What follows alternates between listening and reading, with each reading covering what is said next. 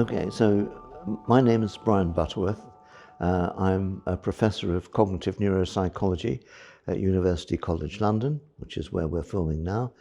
I've been here since 1980. Before that, I used to teach at the University of Cambridge.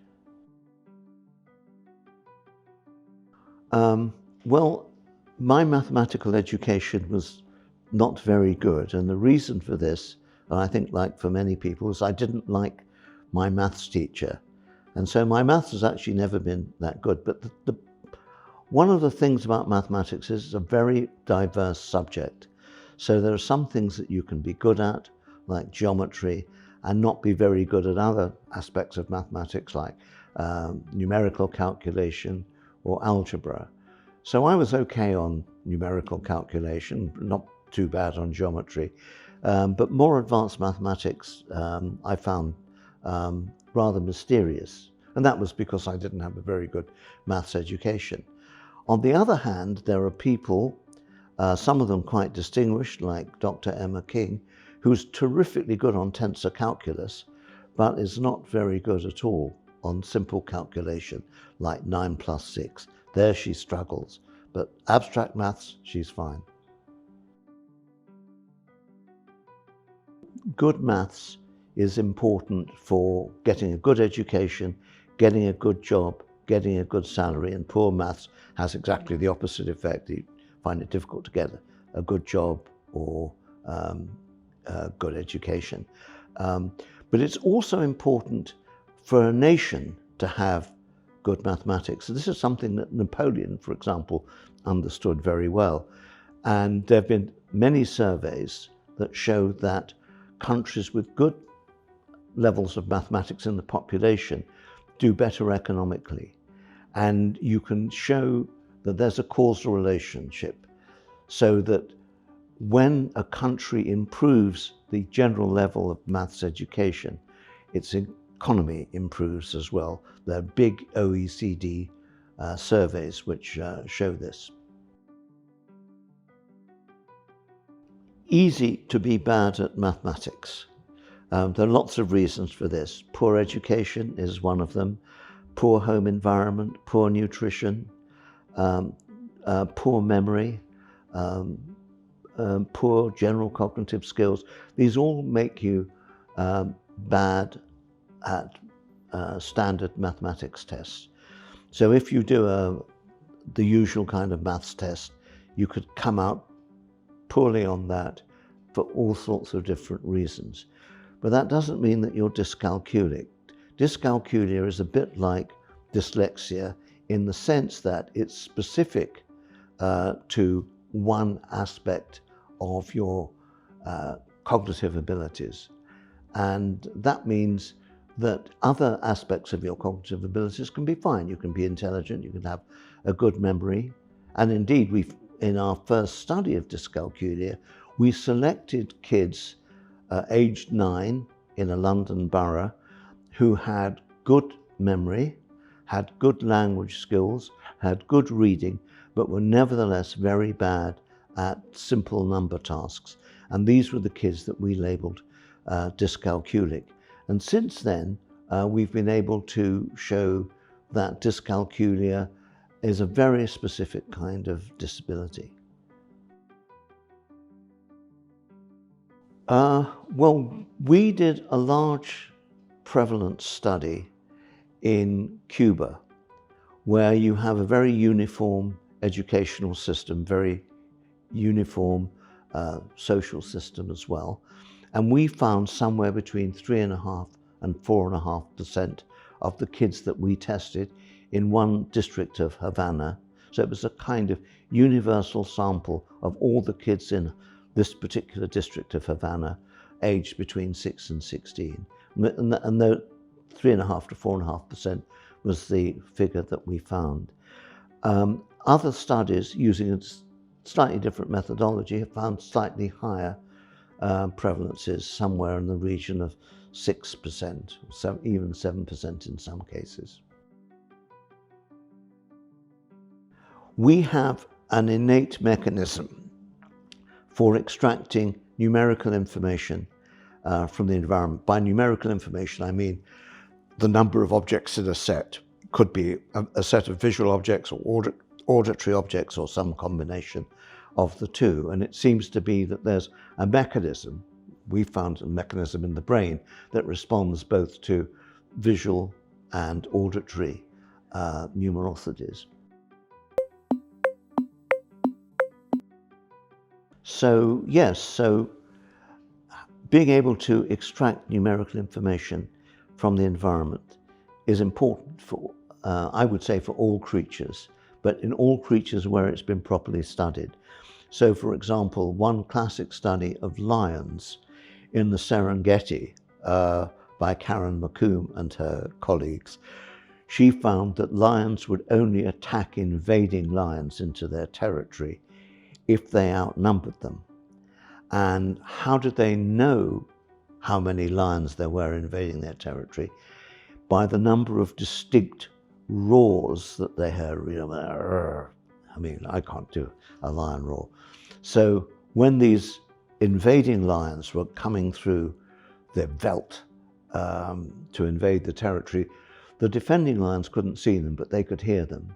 And so they assessed the number of lions invading, the number of lions who were defending. So this was a cross-modal comparison, auditory numerosity versus visual numerosity.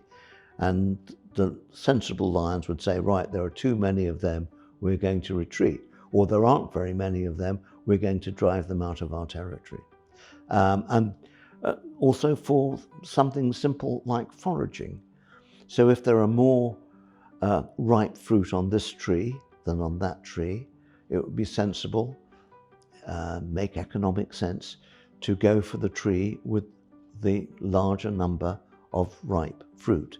And this has been tested experimentally with monkeys and with other creatures. So it's really important for foraging, for defense, and for many other reasons, for animals to be able to extract numerosity information from their environment.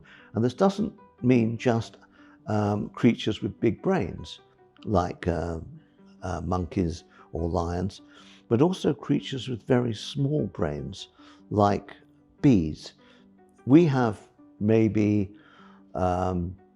60 billion neurons, and an enormous number of neuronal connections, each of which can code for information. Bees have 1 million neurons in their tiny brains, but that's an awful lot of connections. Anyway, they can count landmarks when they're deciding how far to go and how far they need to come back to the hive. So even small brains can do some simple calculations.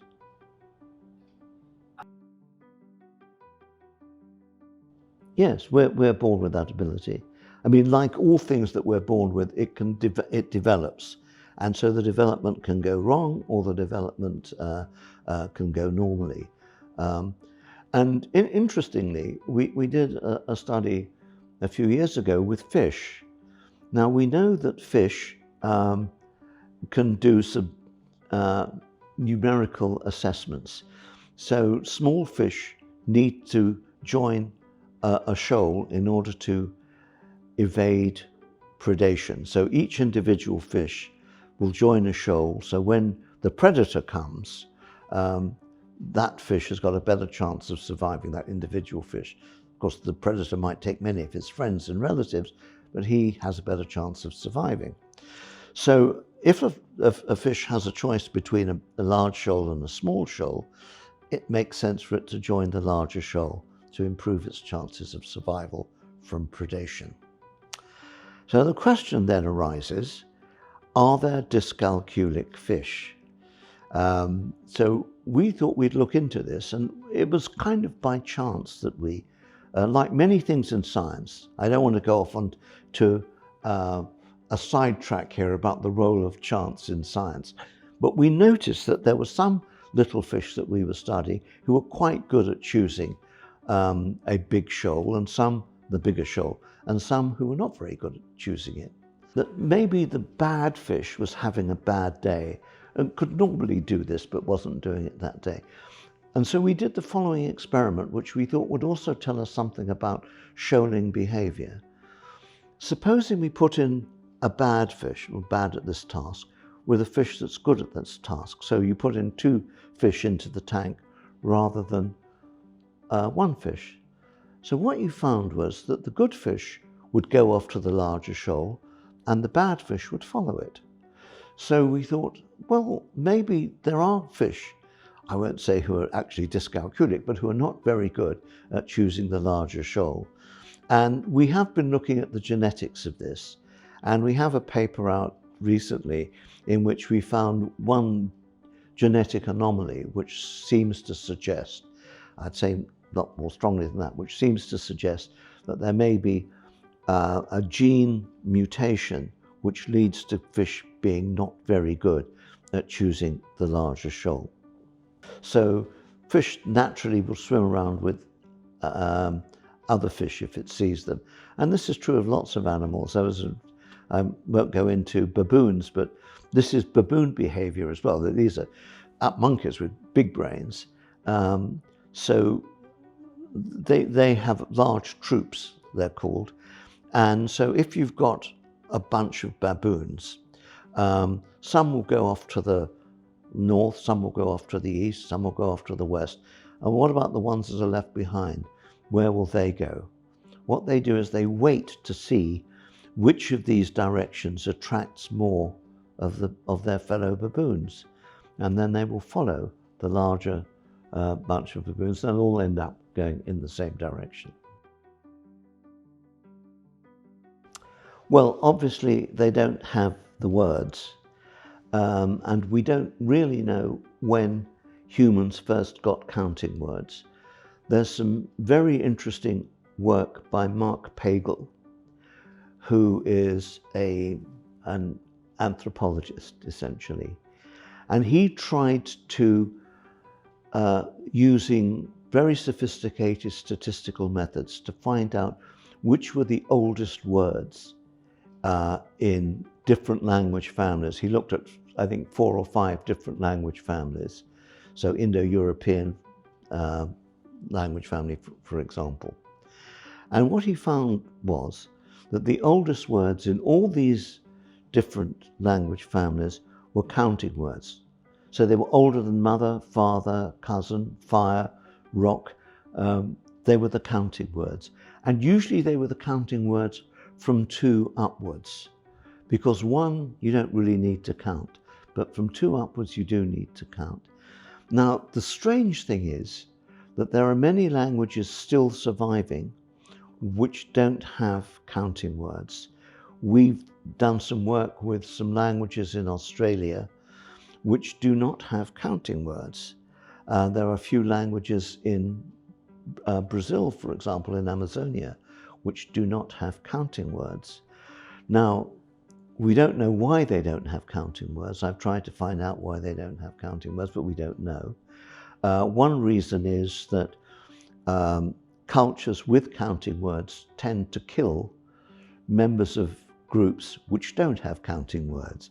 Now, why this should be the case is unclear. There are still a few uncontacted tribes in Brazil which probably don't have counting words, and they might be worth testing. In Australia, I don't think the groups that we tested 20 years ago can still be tested relevantly because they're all connected on the internet these days. If we have inherited a number sense, which we share with some variations with other creatures, it should have a particular system in the brain. It might not be a particular locus, it might be spread around, but it turns out that in the human brain, the parietal lobes, say here and here, are the areas that are the hubs for processing simple numerical information. That is, the numerical information that you extract from the environment.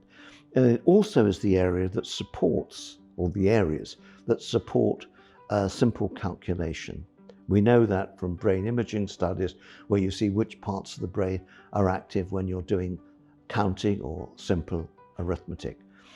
We also know that if these parts of the brain are damaged, particularly in the left parietal lobe, then you can have what's called acquired dyscalculia or acalculia. So people who used to be very good at arithmetic, if they have damage to that part of the brain, end up being unable to do even simple arithmetic. Now, other aspects of mathematics, more complex types of word problems, like, if 3 men are digging a hole in 10 days, how long will it take 10 men to dig a hole? Those sorts of problems involve other parts of the brain, of course, the language parts of the brain, but also the parts of the brain that need to be used for setting up and testing complex tasks. So these are the frontal lobes. So the frontal lobes are connected to the parietal lobes. And we've done studies which show that when you're doing slightly more complicated arithmetic tasks, you see a linkage between the left and right parietal lobes with the left frontal lobe, at least in the subjects that we've studied. So doing slightly more complex tasks involves more than the basic hubs for number sense, which is what you would expect. If we have inherited a specialized circuit in the parietal lobes for doing simple number tasks, you might be able to identify the same areas in the brains of our nearest cousins. Now, you can't do these sorts of studies on chimpanzees, but you can do something similar with monkeys. So monkeys and the human line diverged about 30 million years ago, but the structure of their brains, although smaller, is rather similar. And work that's been done by Andreas Nieder and others subsequently have shown that the parietal lobes in the monkey are active when they're doing simple number tasks. So that's evidence for an inheritance of some simple numerical capacities in humans. Nieder has also looked at the numerical abilities of birds, and birds' brains are rather more different from ours than monkey brains, and he's found a similar sort of area in the brains of the crow doing simple number tasks. And we've tried to look at this in fish, who have very different brains from us, much smaller, but we haven't really found anything that is comparable to the human parietal lobe. That's because they don't really have parietal lobes. Their brains are organized a bit differently. But I'm hoping that people using more sophisticated techniques than I'm able to use will be able to find something which would be comparable, though of course not equivalent to our parietal lobes in fish. And maybe in bees as well, because we know that bees can certainly count up to 3 and maybe count up to larger numbers than that, and maybe do some very simple calculations like +1 and ±1, which has been shown by bee experts like Lars Chitka, who, by the way, has written a really interesting book called, I don't get a commission for this, by the way, very interesting book called The Mind of a Bee, which I recommend. I mean, there is research that shows that these areas in the brains of dyscalculic teenagers don't activate in the same way as they do in typical teenagers. There's some evidence that they're structurally a bit different, but it's really hard to tell because every brain is different, and so to get significant structural differences is a tricky technical problem.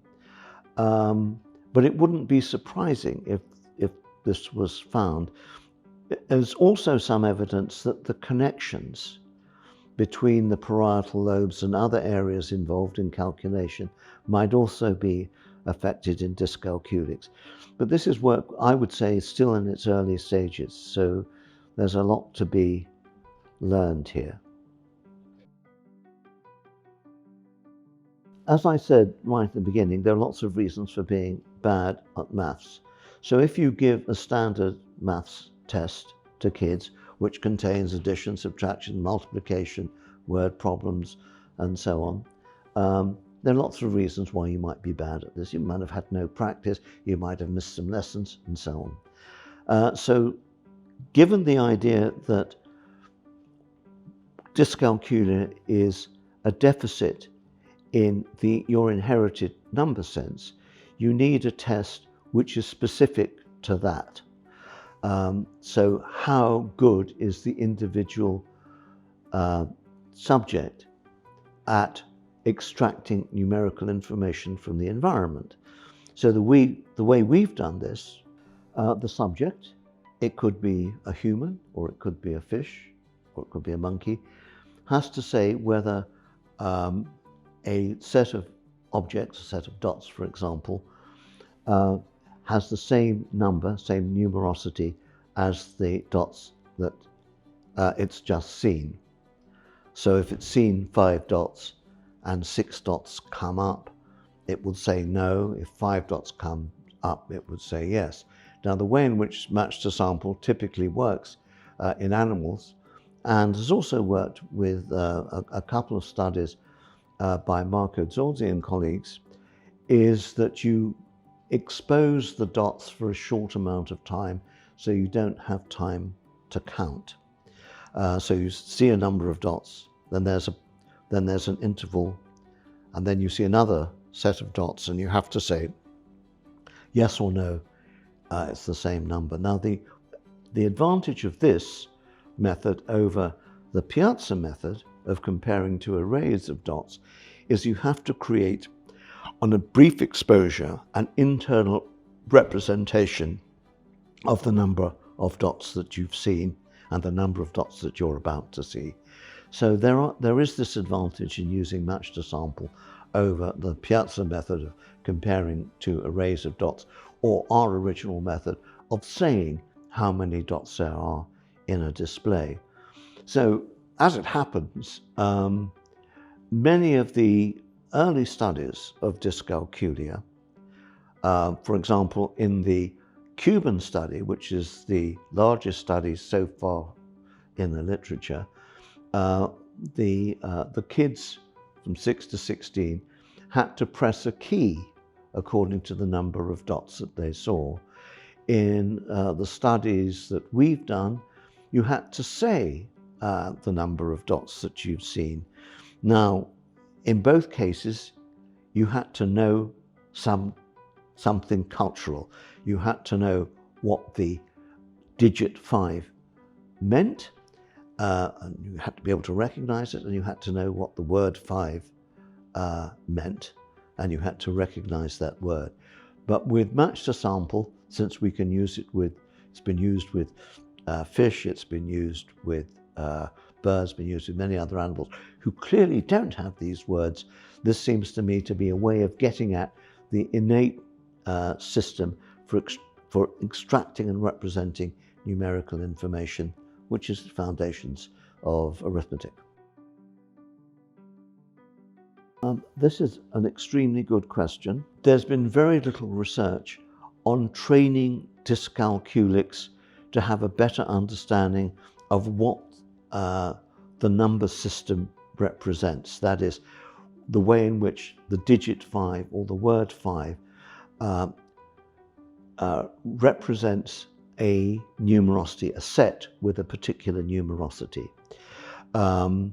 So to find out whether dyscalculia can be cured, for example, or at least even improved, you need to have a method where you learn to link these cultural tools, like the words and the digits, with their representation in terms of sets and the numerosity of sets.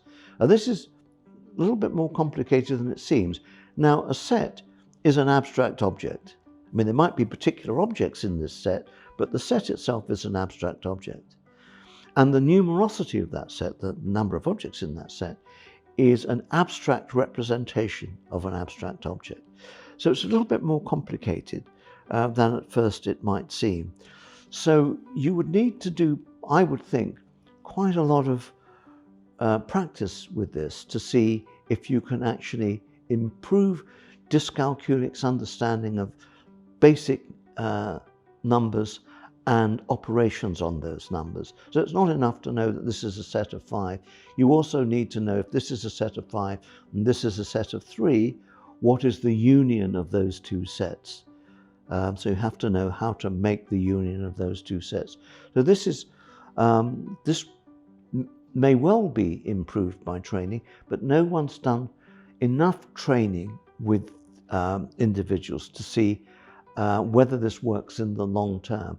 In the short term, we have some evidence that using a training system that involves linking, first of all, a training system that depends initially on identifying the numerosity of sets, then operations that combine or split sets, and then linking the sets with their representation, let's say as digits, and operations on sets, for example, addition, subtraction, set union, with the addition and subtraction operations. So there's been a bit of work on this, and we found that it seems to work quite well. But there's not been a long-term study which shows that in the long term, somebody who starts off as dyscalculic ends up being more like a typical calculator. One of the dyslexics that we studied happened to be a very famous journalist who had to not only write very well, they had to write very quickly. But our test showed that he was dyslexic. And the reason why we wondered about this was because his son was dyslexic. And so we thought maybe the son had inherited some aspect of cognitive functioning which made him dyslexic from his father. This kid's mother was not dyslexic, but the father, though a famous journalist, was. Anyway, so with dyscalculia, there's an awful lot to learn, and you have to understand what you're doing. And this is why intervention programs that stress understanding, that stress the link between cultural tools like number words and digits and sets, and the relationship between operations on sets like set union and addition are so important in trying to help dyscalculics understand the basis of arithmetic. Now, whether in the long term this will actually cure the dyscalculia is still not clear, because that hasn't been done on a long enough time frame. We did a study which we published where we had a game called Number Beads which tries to do this, and we let kids play this game at home. They played it for between 10 and 30 hours, depending on how keen they were on the game. Very, very simple. And they did better on tasks after they'd played this game than before. And this was particularly true of the kids that we identified as being dyscalculic. Now, whether they would have regressed again after they'd stopped playing the game, we don't know. This is something that would need to be investigated, the long-term effect of playing this game, Number Beads, or something equivalent to it. So it's still an open question, and one that really needs to be investigated more, because dyscalculia, as a UK government study showed, has a bigger impact on the individual's education and employment prospects than poor literacy, including dyslexia.